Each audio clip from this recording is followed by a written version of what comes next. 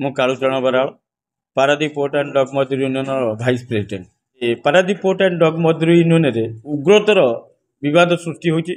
सर्वभारतीय श्रमिक नेता स्वर्गत घनश्याम जेना नीति आदर्श रे ये पारादीप पोर्ट एंड डग मजदूर यूनियन गढ़ी उठिला। आउ सी जो ये पारादीप पोर्ट एंड डग मजदूर यूनियन जो बाइल तैयारी करते से बाइल रे उल्लेख थिला रिटायर पर्सन ये जनरल सेक्रेटरी हो पारे ना। किंतु 2021 मसीह सनातन बेहरा रिटायर कलापर भी जबरदस्त से यूनियन को माड़ी बस कहीं घनश्याम जेना नीति आदर्श रे से यूनियन श्रमिक मानकर झाड़ बुआ धन किसी धन संपत्ति अच्छी स्थावर अस्थावर संपत्ति की माड़ी बसापी हस्तांतर ये निजे तन्मय जनक प्ररोचन ये निजे नवापाई श्रमिक मान यूनियन विताड़ित करने मुख्य उद्देश्य थिला। आ श्रमिक मान जी जाऊे न्याय मागुले भी न्याय दे नथिले। तेणु ये असंतुष्ट आम मान मध्य उपजियारू आम नूतन कमिटी फर्मेसन कर जेएलसी की देइथिलु। जेएलसी आम कमिटी की फॉर्म अप्रूवाल देइथिले किंतु से माने 2021 रु committee formation annual report JLC की देई नाहांती। जहा फल रे आमे सेटा को आमको जो अप्रूवाल मिलला आमे approval collector SP DLC additional SP ADM आउ आईएससी देइथिलु। उभय ताकू दबा फल रे से उभय को आम डाकी निष्पत्ति नहीं निष्पत्ति नहीं 5-5 जन यूनियन रखापी थिला। किंतु ता परिवर्ते से माने आईन की सनातन बेहरा आईन को हाथ को नहीं असामाजिक लोक यूनियन रे पुरई आम 5 जन को विचारित करवा गुंडा लगे आमको अश्लील भाषा गाली देवा यूनियन रे प्रश्रय न देवा यही बारंबार टर्चर से मैंने कर चलिए। 50 रु 100 रु 150 लोक यूनियन भितर रखिले। ये कथा आम अभियोग बारंबार प्रशासन पाखे कर तथापि प्रशासन ऑफिस की आसी से बाहर कर। द्वितीयतः पारादीप पोर्ट एंड डग मजदूर यूनियन पूरी घर हॉलिडे होमटा से वार्षिक 80 लाख रु कोटी पाखापाखि आसे वर्ष को। आउ तारणीगढ़ 20 डिसिमिल जगह अच्छी जार मूल्य बर्तमान 2 कोटी पाखापाखि। यूनियन जोड़े कार भी अच्छी से कार को सी भी जबरदस्त दखल को गोटे गाँव में रखी आ गोटे ईटा को दखल कर से कार बाबद आम भी थाना ऑब्जेक्शन करूँ। थाना ताको सीज करते क्या बल से आनिकी निजे यूज कर।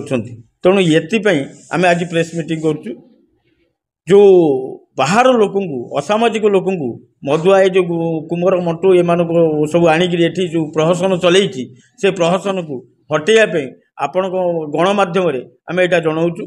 आउ ये प्रॉपर्टी बाबद ये यूनियन किभली रक्षा पाइब घनश्याम जनक नीति आदर्श जो यूनियन टा गढ़ी उठिला से यूनियन को आम रक्षा करने निमंते आपण पाखे अभियोग अनुरोध करुँ। सेटा को तदंत करी गणमाध्यम प्रशासन निकट जड़े आमको न्याय मिलने से आम अनुरोध करुँ।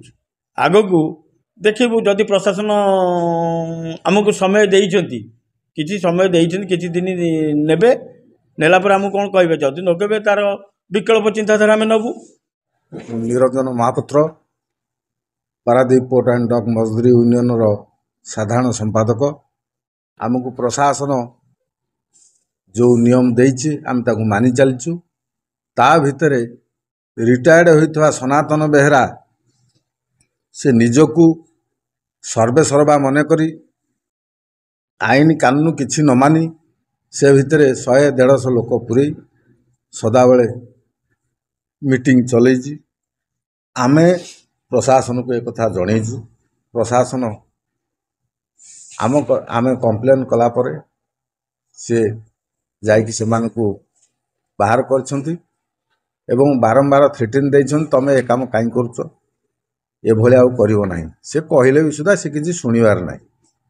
जोड़िए गाड़ी यूनियन रो गोटे नहीं कि तांको घरे पिला माने तांकर चलाउछंती आउ गोटे निजे एठी चढ़ुछंती।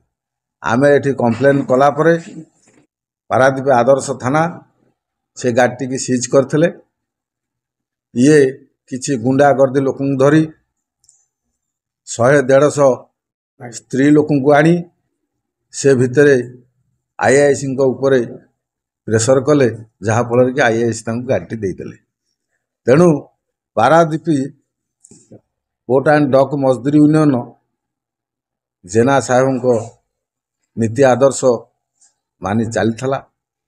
ଜେନା ସାହେବ ଯେତେବେଳେ ଥିଲେ, ସିଏ ସ୍ୱର୍ଗାରୋହଣ କଲା ପରେ ସନାତନ ବେହେରା ଏବଂ ତନ୍ମୟ ଜେନା ଇଏ କିଛି ଆଉ ଆଇନ କାନୁନ କିଛି ଆଉ ତାଙ୍କ ମନରେ ନାହିଁ, ଯାହାଫଳରେ କି 4 ବର୍ଷ ହେଲା ୟୁନିୟନଟିକି ବୁଡ଼େଇ ସାରିଲେଣି। ତାଙ୍କ ଚିନ୍ତାଧାରା କ'ଣ ନା, ପୁରୀରେ ଗୋଟିଏ ହଲିଡେ ହୋମ ଅଛି ଏବଂ ତାରିଣୀଗଡ଼ାରେ 20 ଡିସିମିଲ ଜାଗା ଅଛି, ଭଲ ଗାଡ଼ି ଯୋଡ଼ିଏ ଅଛି ଏବଂ ବ୍ୟାଙ୍କରେ 2 କୋଟି ଟଙ୍କାରୁ ଉର୍ଦ୍ଧ୍ୱ ଅଛି ବାଲାନ୍ସ। ଏଗୁଡ଼ିକ ସବୁ ହଡ଼ପ କରିବା ପାଇଁ ପାରାଦୀପ ପୋର୍ଟ ଡକ୍ ଭିତରେ ଯେଉଁ ଲୋକମାନେ କାମ କରୁଥିଲେ ତାଙ୍କୁ ସବୁ ବିତାଡ଼ିତ କରିଦେଲେ। ଆଉ ତ କେହି କହିବା ପାଇଁ ନଥିବେ, ଆମେ ଆମର ଗଣ୍ଠିଲି ବାନ୍ଧିବୁ ଚାଲିବୁ, ସର୍ବେ ସର୍ବା ଆମେ ହେଲୁ। ତେଣୁ ଏ ଚିନ୍ତାଧାରା ନେଇକି ତାଙ୍କ ଲକ୍ଷ୍ୟ ହାସଲ କରିବା ପାଇଁ ସେମାନେ ଶତ ଚେଷ୍ଟା ଚଲେଇଛନ୍ତି, ଯାହାଫଳରେ କି ସେମାନେ ଭାବିଥିଲେ ଆମେ ଏମିତି କରିକି ଲୋକଙ୍କୁ ଗଲା ବିଦାୟ କରିଦେଲେ ଆଉ ତ କେହି ନଥିବେ କହିବା ପାଇଁ, ଆମେ ଶେଷରେ ବାନ୍ଧିବୁ ଚାଲିବୁ। ବର୍ତ୍ତମାନ ଯେଉଁଠି 9,000 ଲୋକ ଥିଲେ ସେଠି ବର୍ତ୍ତମାନ ଲୋକ ଅଛନ୍ତି 300, ଯାହାଫଳରେ କି ଆମେ ନିକଟରେ ଗୋଟେ କମ୍ପ୍ଲେନ୍ କରିଥିଲୁ। ସେ କମ୍ପ୍ଲେନ୍କୁ ତଦନ୍ତ ନ କରେଇ ଦେବା ପାଇଁ ତାଙ୍କର ଶତ ଚେଷ୍ଟା, ସେ ପ୍ରଶାସନ ପାଖରେ ମିଛ ପ୍ରହେଳିକା କରି ସେମାନେ ଚଲେଇଛନ୍ତି, ତାକୁ କେମିତି ମିଛରେ ପରିଣତ କରିବେ। ତେଣୁ ଆମେ ପ୍ରଶାସନ ଆପଣମାନଙ୍କ ମାଧ୍ୟମରେ ଆମେ ଆମ ଦାବି ହାସଲ କରିବୁ ବୋଲି ଆଶା ବାନ୍ଧିଛୁ।